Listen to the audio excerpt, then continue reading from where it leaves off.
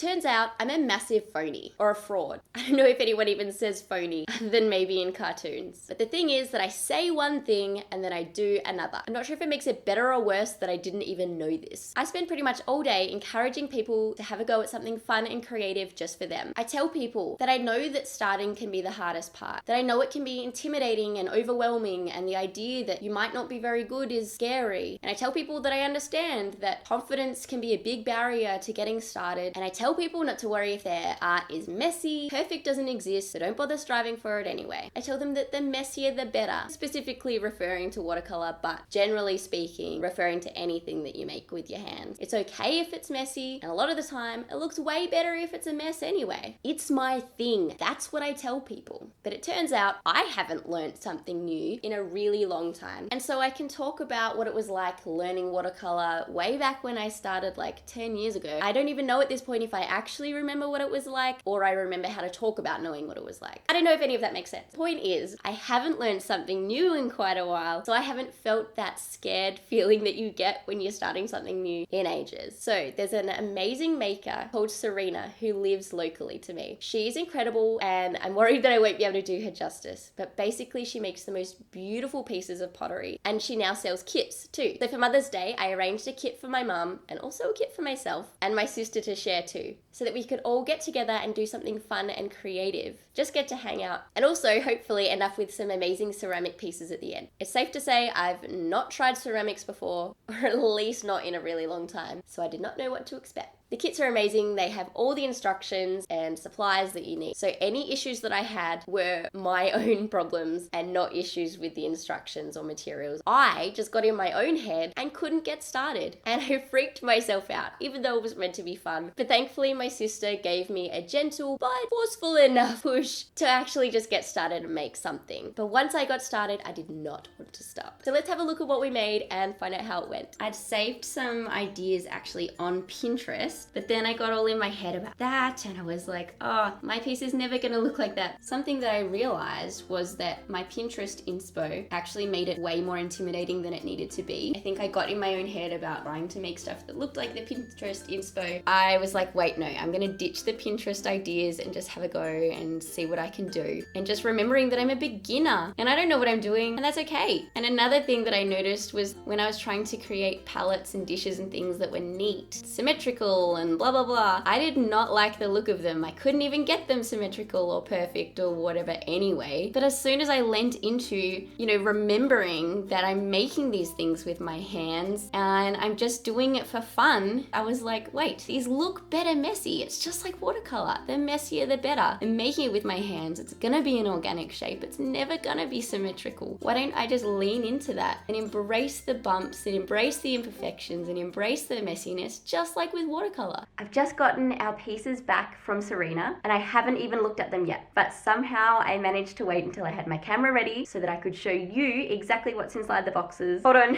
I just realized, has this turned into an unboxing video? Anyway, I don't care, and I know you want to see what's inside. So this is one of the pieces that I made. It's actually a small palette. This is the base of a butter dish that Sarah made. It's amazing.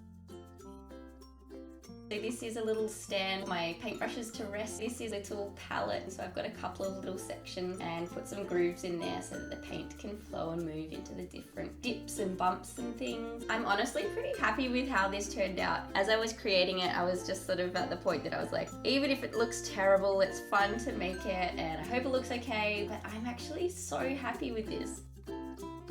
Another paint palette, of course. Again, I've deliberately put lots of bumps and grooves in there so that the paint flow and move as it wishes. As I don't know, just as it will. And I'm just really excited to see how it goes when I use it.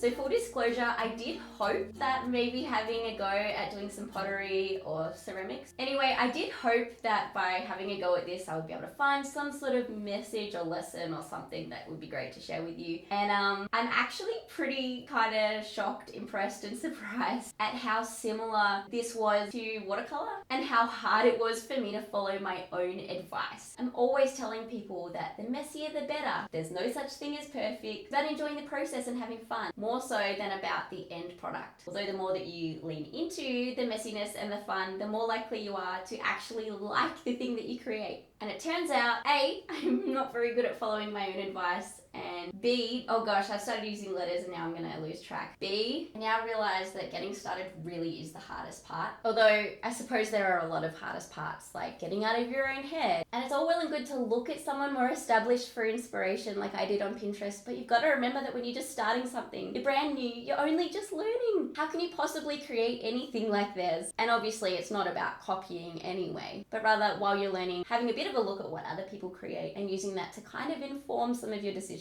But then it is hard to balance that with remembering that you're beginning, that you're only just learning, that you've never done this before, that you're brand new, and what you make isn't going to be perfect first go. Well, perfect doesn't exist anyway. But you know what I mean. And my favorite piece, I think, has ended up being my tiny little pinch pot that I made just so that I was making something and getting started and it didn't feel too scary. But I love it. It is so cute. And it's now officially official that I really can empathize with people feeling nervous to do things like start something new. I feel like I've learned so many things that I was kind of hoping I would learn, but also not expecting to learn. And I had so much fun. And I hope you're feeling excited and inspired to try something new, even though it's scary and you might not know what you're doing and maybe it's intimidating, whether it be watercolor or ceramics. I'm going to put the links to Serena's Instagram and website in the video description so you can check out her beautiful kits.